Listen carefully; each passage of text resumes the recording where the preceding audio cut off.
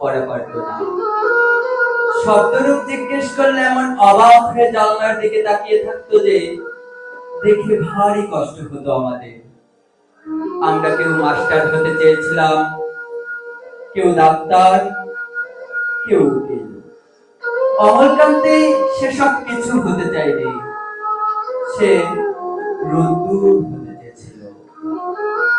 ক্ষান্ত বর্ষণ, কাক ডাকা বিকেলের সেই লাজুক রোদ্দুর, জামার জামরুলের পাতায় জানাকে অল্প একটু হাসির মতন লেগে থাকে। আমরা কেউ মাস্টার হয়েছি, কেউ ডাক্তার, কেউ উকিল। অমলকান্তি রোদ্দুর হতে পারেনি, সে এখন অন্ধকার একটা ছাপাখানায় কাজ করে।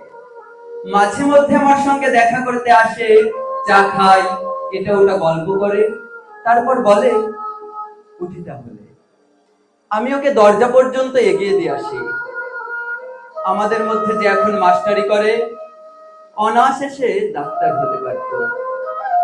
যে ডাক্তার হতে চেয়েছিল, উকিল হলে তার এমন কোনো ক্ষতি হতো না।